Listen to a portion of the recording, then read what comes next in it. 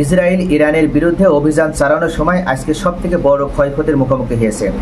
ধারণা করা হচ্ছে গত 48 ঘন্টায় আজকেই ইসরায়েল সবথেকে বড় ক্ষতির মুখে পড়েছে এবং ইরানের প্রতিরক্ষা ব্যবস্থার সামনে পড়ে তাদের এই ক্ষতির মুখে পড়তে হয়েছে। শুক্রবার সকালে যখন তারা বিমান হামলা পরিচালনা করেছিল সেই সময়ে তারা মূলত মোসাদ গোয়েন্দা সংস্থার সফলতার কারণে তারা সফলভাবে ইরানের শীর্ষ নেতৃবৃন্দকে হত্যা করতে পেরেছিল। তবে এর পরপরই ইসরায়েল যতটাই তারা বিমান হামলা করার চেষ্টা করেছে ততবারই তাদের বিমান ইরানের প্রতিরক্ষা ব্যবস্থা বা আকাশ প্রতিরক্ষা সিস্টেম ব্যবহার করে বিভিন্ন সময়ে দেখা গিয়েছে যে একের পর এক বিমানগুলো ভূপাতিত করতে সক্ষম হয়েছে। এমনকি ইরানের পক্ষ থেকে দাবি করা হয়েছে যে এখন পর্যন্ত তারা ইসরায়েলের 13টি যুদ্ধবিমান ভূপাতিত করতে সক্ষম হয়েছে এবং এই 13টি যুদ্ধবিমানই হচ্ছে মার্কিন যুক্তরাষ্ট্রের তৈরি F-35 স্টেলথ যুদ্ধবিমান। এই F-35 স্টেলথ যুদ্ধবিমান অত্যন্ত ক্ষিপ্র এবং অত্যন্ত সর্বশেষ লেটেস্ট প্রযুক্তি সম্পন্ন। এই বিমানগুলো যে কোনো দেশের রাডার ব্যবস্থাকে ফাঁকি দিয়ে সেই দেশের টার্গেটের জায়গাতে হামলা চালাতে সক্ষম। এতটা উন্নত প্রযুক্তি সম্পন্ন F-35 স্টেলথ এই যুদ্ধবিমানের 13টি যুদ্ধবিমানকে ভূপাতিত করতে সক্ষম হয়েছে ইরানের আকাশ প্রতিরক্ষা সিস্টেম। তবে আরও একটা সুখবর দেওয়া হয়েছে, ইরানের আকাশ সীমা লঙ্ঘনের সময় ইরানের সীমান্তরক্ষী ইহুদিবাদী ইসরায়েলের 44টি ড্রোনও ভূপাতিত করেছে এবং FPV ভূপাতিত করেছে। ইরানের ফারাজা সীমান্তরক্ষী বাহিনীর commander brigadier general Ahmed Ali Goudarzi বলেছেন, ইরান সীমান্তের কাছে ড্রোনগুলো শনাক্ত করার পর ধ্বংস করা হয়েছে। গৌদারজি রোববার এক বিবৃতিতে বলেন, আমাদের আকাশ সীমায় প্রবেশের চেষ্টাকালে গত 48 ঘন্টায় দখলদার ইসরায়েলের 44টি ড্রোন এবং মাইক্রো UAV ধ্বংস করেছে সীমান্তরক্ষীরা।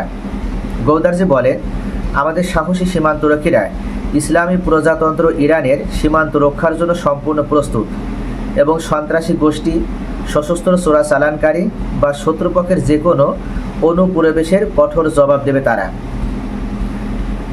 এই সীমান্তরক্ষী এই ব্রিগেডিয়ার জেনারেল উনি উল্লেখ করেছেন, ইতোমধ্যে ইসরায়েলের পক্ষ থেকে ইরানের আকাশ সীমা ব্যবহার করে তারা এই ড্রোনগুলো প্রবেশ করে ইরানের অভ্যন্তরে বিভিন্ন জায়গাতে হামলা করার চেষ্টা করেছিল।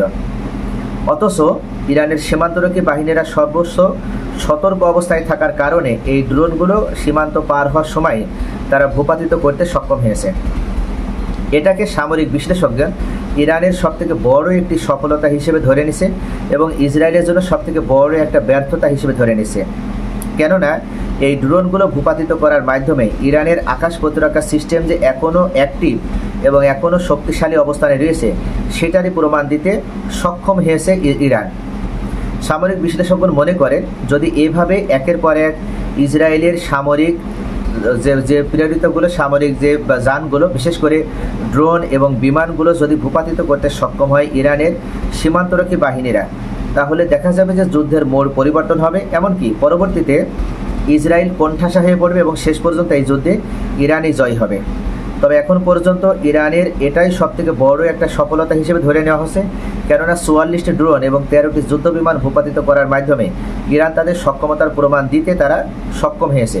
তবে ইসরায়েলের পক্ষ থেকে ইরান যে 13টি যুদ্ধবিমান ভূপাতিত করার কথা বলেছে এটা অস্বীকার করা হয়েছে। ইসরায়েল বলেছে তাদের 3টি যুদ্ধবিমান ভূপাতিত হয়েছে, তবে 13টি যুদ্ধবিমান ভূপাতিত হওয়ার কথা এটা সম্পূর্ণভাবে মিথ্যা একটা প্রোপাগান্ডা চালাচ্ছে ইরান। ইসরায়েলের পক্ষ থেকে অস্বীকার করা হয়েছে।